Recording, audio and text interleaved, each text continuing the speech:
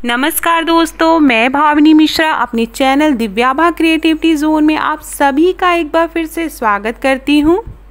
Video देखिएगा और अगर पसंद आए तो प्लीज़ मेरे चैनल को सब्सक्राइब करिएगा। यहाँ रेड बटन पे क्लिक करेंगे तो यहाँ पे एक बेल आएगी, बेल पे क्लिक करेंगे तो 3 ऑप्शन आएंगे। ऑल पे क्लिक करना है ताकि सारे वीडियो के अपडेट मिल सके। सबसे पहले आप सभी को हरितालिका तीज व्रत की बहुत बहुत शुभकामनाएं। हरितालिका तीज व्रत भाद्रपद के शुक्ल पक्ष की तृतीया को मनाई जाती है। इस दिन भगवान शिव, भगवान गणेश और माता पार्वती के पूजन का विशेष महत्व है। हरितालिका तीज को कई जगहों पे तीजा के नाम से भी जाना जाता है। इसे सुहागिन महिलाएं निर्जला व्रत रखती हैं। बैकग्राउंड में आप पूजन का जो शुभ मुहूर्त है वो देख सकते हैं। तृतीया तिथि कब शुरू हो रही है, कब समाप्त हो रही है, प्रदोष काल मुहूर्त कब है, इसको मैं डिस्क्रिप्शन बॉक्स में डाल दूंगी, आप वहां से भी ले सकते हैं। अब मैं आपको इसमें बताने जा रही हूँ कि पूजन सामग्री की कौन कौन सी पूजन सामग्री की जरूरत पड़ेगी और मंदिर में हम हरितालिका तीज व्रत की पूजा कैसे करते हैं, क्योंकि ज़्यादातर महिलाएं मंदिर में पूजा करती हैं। इसी विधि से आप घर में भी पूजा कर सकती हैं। तो मैं सबसे पहले पूजन सामग्री बता रही हूँ। जो सबसे इम्पॉर्टेंट पूजन सामग्री है वह है बेलपत्र और समी के पत्ते और जल, जो चढ़ाने के लिए भगवान शिव को। तो ये देखिए, ये सारी पूजन सामग्री है। फूल माला है, शमी के पत्ते हैं, भांग के पत्ते अगर मिल पाए तो वो आप, मदार की माला है, बेलपत्र है। बेलपत्र इस तरह से तोड़ने चाहिए 3-3 के पार्ट में, और कोई भी पत्ती कटी फटी नहीं होनी चाहिए। 7, 11, 21 इस तरह से बेलपत्र चढ़ाए जाते हैं। भगवान शिव के लिए अंगोछा पीले रंग का, माता पार्वती के लिए चुनरी, श्रृंगार का सामान, सारा श्रृंगार का सामान आपके पास जो है वो आप श्रृंगार का सामान चढ़ा सकते हैं। इस तरह से एक पैकेट भी आता है जिसमें सारे श्रृंगार के सामान रहते हैं। माँ पार्वती को आप साड़ी भी चढ़ा सकते हैं, नई साड़ी, बतासे, मिश्री, जो श्रद्धा से आप चढ़ा सकें। लौंग, इलायची, मिठाई आप घर में बना सकते हैं। तो बहुत से लोग गुजिया बनाते हैं। बिहार में गुजिया बनाई जाती है, स्पेशली उत्तर प्रदेश और बिहार में। तो गुजिया बना के आप भगवान शिव और माता पार्वती को चढ़ा सकते हैं। धूप बत्ती, तिल का तेल, या आप देसी घी या शुद्ध घी दीपक जलाने के लिए वो ले सकते हैं, धूप बत्ती। और ये है जनेऊ भगवान शिव को चढ़ाने के लिए। उसके बाद रोरी, अक्षत, हल्दी, भभूत भगवान शिव को चढ़ाया जाता है। साथ में भगवान शिव के अभिषेक के लिए गंगा जल लिया है, कच्चा दूध लिया है, दही, शुद्ध दही होनी चाहिए, गुड़, चीनी। तो ये सारी चीज़ों की ज़रूरत पड़ेगी। सिंदूर माता पार्वती को चढ़ाने के लिए तो नई बिंदी का पत्ता, चूड़ी और सिंदूर। उसके अलावा आप जो भी श्रृंगार का सामान चढ़ा सकते हैं, मेहंदी हो गई, बिछिया हो गई, जो भी चढ़ा सकते हैं वो ज़रूर चढ़ाइए। तो ये सारी थी पूजन सामग्री।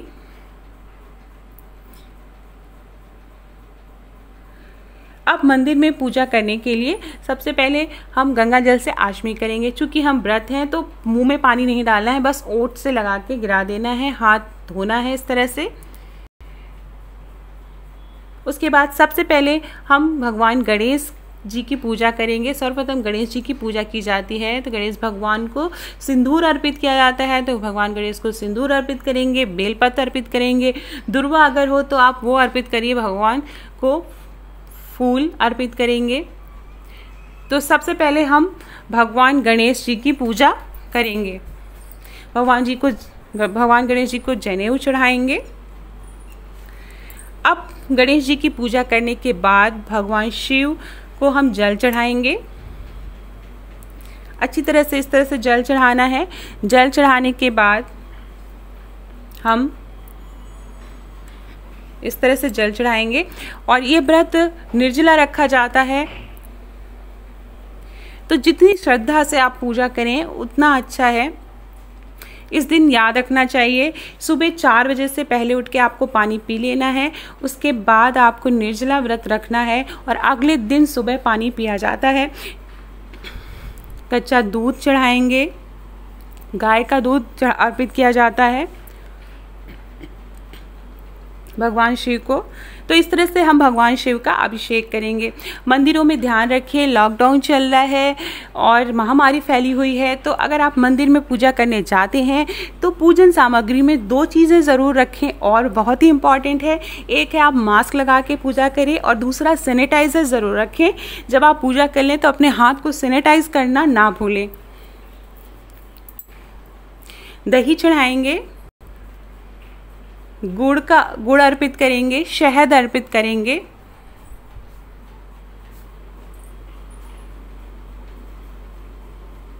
तो इस तरह से भगवान शिव का हम अभिषेक करेंगे। दूसरी चीज़, अगर आप प्रेग्नेंट हैं तो प्रेग्नेंट महिलाएं फलाहार करके व्रत रह सकती हैं। अगर आप बीमार हैं, आपका बच्चा छोटा है, तो भी आप व्रत रख सकती हैं फलाहार करके। फिर से हम गंगा जल चढ़ाएंगे और भगवान जी को सच्चे मन से जब भी आप जल अर्पित करें, ओम नमः शिवाय, ओम महेश्वराय नमः, ओम हराय नमः का जाप करते हुए ही जल अर्पित करें। माँ पार्वती को जल अर्पित करेंगे। तो जब भी हम इस तरह से मंदिर में जाते हैं, शिवलिंग की पूजा करते हैं, तो शिवलिंग के चारों तरफ गणेश भगवान, माँ पार्वती, कार्तिकेय भगवान और नंदी भगवान रहते हैं। तो उन सब की हमें पूजा करनी रहती है। वैसे तो भगवान शिव को भभूत अर्पित किया जाता है, तो कुमकुम या आप चंदन लगा सकते हैं। चंदन से 3 लाइन खींच के इस तरह से टीका लगाएंगे भगवान शिव को। भगवान शिव को हल्दी नहीं चढ़ाते हैं, तो इस बात का ध्यान रखना है। आप अक्षत अर्पित कर सकते हैं, भभूत चढ़ाएंगे। ये देखिए, भगवान शिव को भभूत चढ़ाया जाता है। इस तरह से जब भी आप व्रत रहें, भजन कीर्तन ज़रूर सुनें और पूजा करने के बाद कथा ज़रूर सुननी चाहिए। अगर आप मंदिर जाते हैं तो पंडित जी रहेंगे, वो पंडित जी सबको, महिलाओं को ग्रुप में बैठा के कथा सुनाते हैं। भगवान शिव को अंगोछा अर्पित करेंगे, जनेऊ चढ़ाएंगे। अगर पॉसिबल हो सके तो पति पत्नी साथ में जाकर मंदिर में पूजा करें।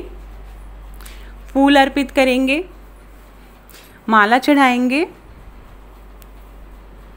उसके बाद हम बेलपत्र चढ़ाएंगे। बेलपत्र कटे फिटे नहीं होने चाहिए और 7, 11, 21 इस तरह से संख्या में चढ़ाना है।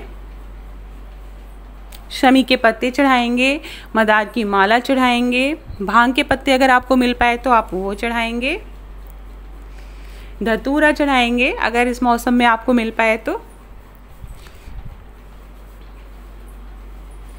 फल फूल अर्पित करेंगे। आपके पास जो भी फल फूल है आप भगवान को अर्पित करेंगे। इस समय केला, सेब आ रहा है, आप वो अर्पित कर सकते हैं। पान का पत्ता चढ़ाएंगे। पान के पत्ते में इलायची और लौंग रखकर वो अर्पित करना रहता है।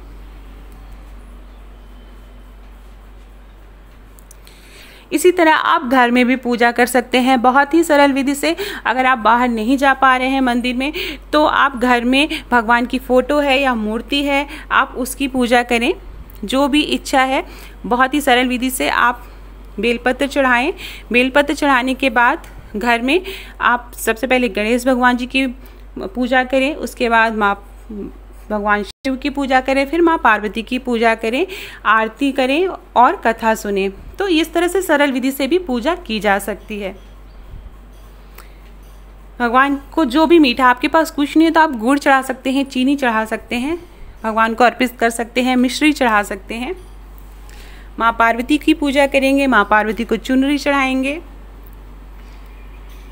बहुत से लोग साड़ी चढ़ाते हैं, तो ये नई साड़ी किसी सुहागिन महिला को दान दी जाती है और जैसे श्रृंगार का सामान है वो भी किसी सुहागिन को दी जाता है।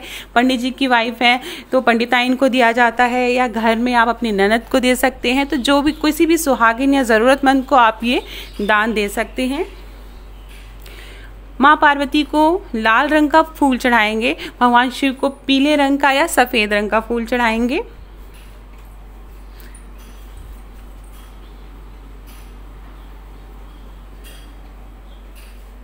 श्रृंगार का सामान चढ़ाएंगे। माँ पार्वती को सभी श्रृंगार का सामान चढ़ाया जाता है।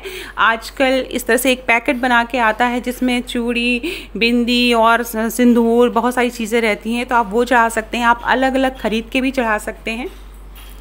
माँ पार्वती को सिंदूर चढ़ाएंगे। तो सिंदूर चढ़ाने का तरीका ये होता है 7 बार सिंदूर या 5 बार सिंदूर चढ़ाया जाता है। और इसी तरह सुहाग लिया जाता है। सुहाग लेने के लिए जब आप पूजा कर लेते हैं तो उसके बाद आप 7 बार सिंदूर सुहाग लेंगे, तो फिर 7 बार वापस आप सिंदूर चढ़ाएंगे। कार्तिकेय भगवान की पूजा करेंगे। बहुत से लोग बोलते हैं कि लेडीज़ कार्तिकेय भगवान को नहीं छूना चाहिए, तो अलग अलग प्रथाएं हैं, आपको जो सही लगे आप करिए। नंदी भगवान की पूजा करेंगे। मंदिर में आए हैं तो नंदी भगवान जी की भी पूजा करेंगे। तो इस तरह से मंदिर में सभी भगवान जी की पूजा हो जाती है। इसी तरह आप घर में पूजा कर सकते हैं।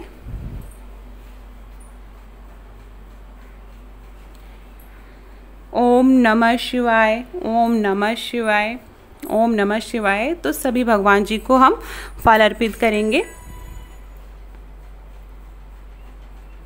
इस तरह से। उसके बाद माँ पार्वती को सुहाग का सामान ज़रूर चढ़ाना चाहिए और फिर ये किसी ब्राह्मण को दान देना चाहिए। पूजा के बाद आप सीधा ज़रूर निकालें। सीधा का मतलब होता है 1 दिन का खाना, जो कि आप किसी पंडित जी या ज़रूरतमंद को आप दान दे सकते हैं। पूजा के बाद तीज की जो व्रत कथा है, हरतालिका तीज व्रत कथा ज़रूर सुने पंडित जी से। नहीं तो आपके पास किताब है तो सुने, नहीं तो मोबाइल का ज़माना है, आप मोबाइल से भी सुन सकते हैं। धूप बत्ती, उसके बाद आरती, दीपक जलाएंगे। गणेश भगवान जी की आरती करेंगे, जय गणेश देवा। शिव भगवान जी की आरती करेंगे, ओम जय शिव ओमकारा। और माँ पार्वती की आरती करेंगे, जय पार्वती मैया। तो ये तीनों आरती करेंगे, लेकिन ये आरती व्रत कथा सुनने के बाद करनी है।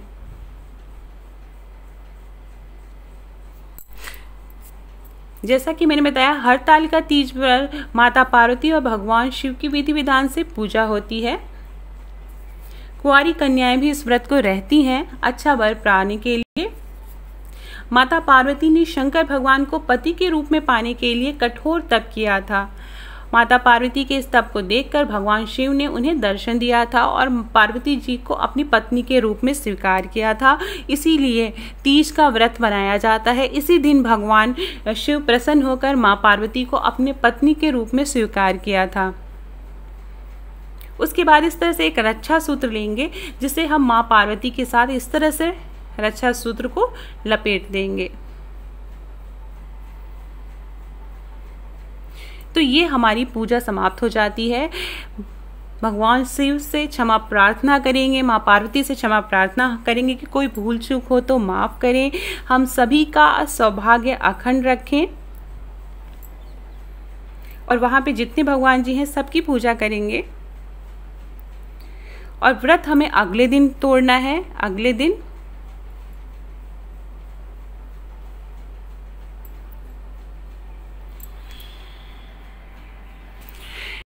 दिन सुबह उठकर 4 बजे के करीब सुबह स्नान करके आरती करेंगे भगवान जी की। उसके बाद हम जल ग्रहण करते हैं, उसमें चना निकला जाता है, जितने भाई होते उतना चना निकलते हैं। उसके बाद हम व्रत का पारण करते हैं। तो आशा करती हूँ मेरा वीडियो पसंद आया होगा। Thank you.